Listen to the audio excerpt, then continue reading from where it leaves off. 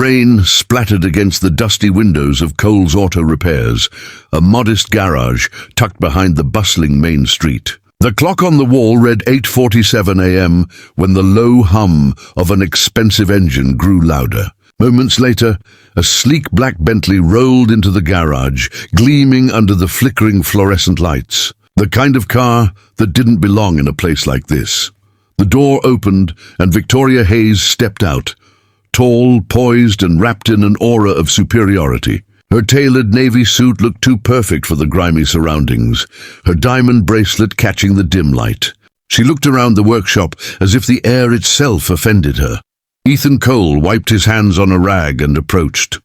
His jumpsuit bore faint oil stains, his hair slightly disheveled, but there was quiet dignity in his manner. "Morning, ma'am. How can I help you today?" he asked politely. Victoria's lips curled. "You can start by fixing this ridiculous noise my car is making. And this time, try not to scratch anything. I'd rather not sue." Her tone was sharp, dripping with disdain. Ethan nodded silently, resisting the urge to respond. He'd met her type before, people who measured worth by bank accounts and brand names. Still, he got to work, connecting diagnostic tools to the car's computer system. As he examined the engine, his brow furrowed. The data didn't match the car's history. Several part numbers had been replaced, yet the company records showed brand new originals had been billed. Something was off. "Strange," he murmured. Victoria crossed her arms impatiently. "What's strange, mechanic?" she asked, stressing the last word like an insult. "These parts aren't genuine," Ethan said, straightening up. "Someone replaced the originals with cheaper fakes. It's not just a small mix-up, it looks deliberate." Victoria scoffed. "So now you're an accountant too? I pay people with actual degrees to handle those things." Ethan met her gaze calmly. "I just thought you'd want to know, ma'am." She turned away, her heels clicking against the concrete. "Just fix the sound. Leave the business talk to professionals." But as she left, a flicker of doubt crossed her face. Something in Ethan's steady tone unsettled her, and for the first time, she wondered if the grease monkey might actually know something she didn't. The rain had stopped by evening, but Ethan stayed behind in the garage, the dim light of his computer flickering over stacks of invoices and engine manuals. The smell of motor oil lingered in the air as he carefully traced serial numbers from Victoria's car through the company's digital database. What he found made his stomach twist. Nothing matched. The invoices claimed genuine parts were installed, but the actual components were cheap counterfeits worth barely a fraction of the billed price. Ethan leaned back in his chair, disbelief written across his face. This wasn't an accident, it was a pattern. Dozens of vehicles, all high-end, all serviced under Hayes Motors' corporate maintenance program, showed the same discrepancies. Someone had been replacing real parts with knockoffs and pocketing the difference. The total? Over $2 million in fraudulent charges. He rubbed his temples, realizing the danger of what he'd stumbled upon. "If this is true," he whispered, "it could bring the whole company down." Still, he couldn't ignore it. The next morning he printed his findings and went straight to the company's procurement officer, a sharp-eyed man named Robert Kane, who was known to be close to Victoria. Ethan laid the documents on the desk. "Sir, there's something you need to see. These numbers don't add up. Someone's been running a fake parts scheme." Kane's expression hardened. "You shouldn't have accessed these files. You're a mechanic, not an investigator." "But this is serious," Ethan insisted. "It's theft, millions."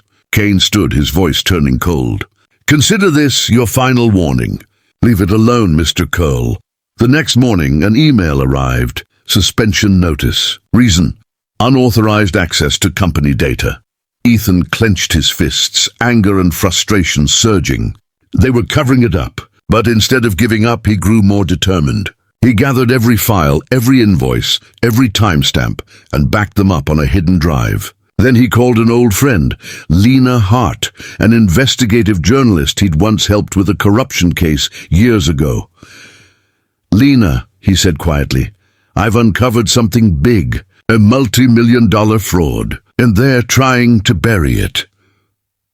There was a pause on the line before she replied, "Send me everything. We'll expose them." As Ethan hit send, he knew there was no turning back. The fight had just begun.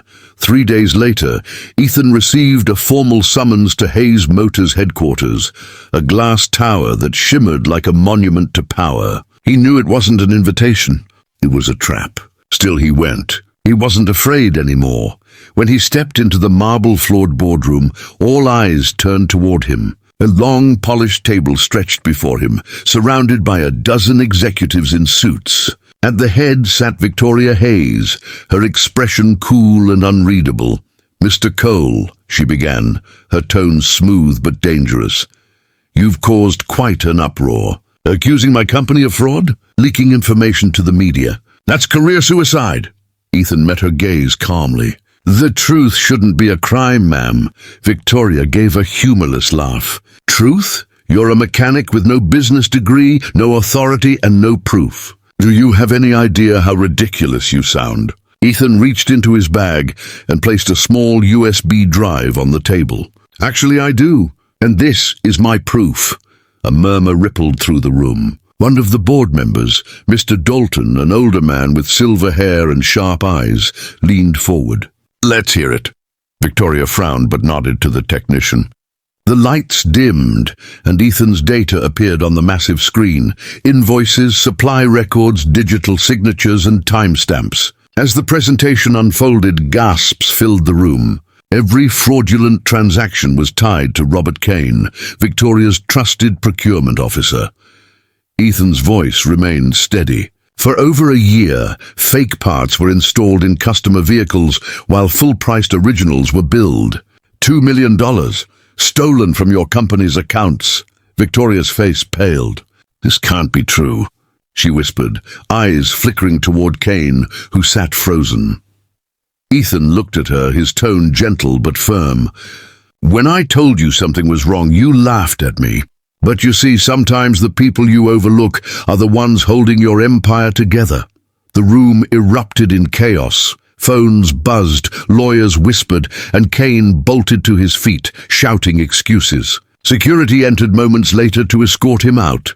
Victoria stayed silent, staring at Ethan with a mix of shame and awe. For the first time she saw not a mechanic, but a man of integrity, someone who had risked everything for the truth. And deep inside, something in her finally broke, her pride. A week later, the headlines dominated every major business outlet. Trudeau, million fraud exposed inside Hayes Motors. CEO promises reform after whistleblower's revelation. Ethan's name wasn't mentioned in the articles by his own choice. He didn't want fame or revenge. He only wanted justice. Yet his quiet courage had shaken one of the most powerful companies in the city. At Hayes Motors headquarters, Victoria Hayes sat in her glass office overlooking the skyline. The once arrogant gleam in her eyes was gone, replaced by quiet reflection. The board had voted to remove Robert Kane and several other corrupt officials. The company had survived barely, but its image had taken a hit. For days she had been thinking about Ethan, the man she had mocked, dismissed, and underestimated.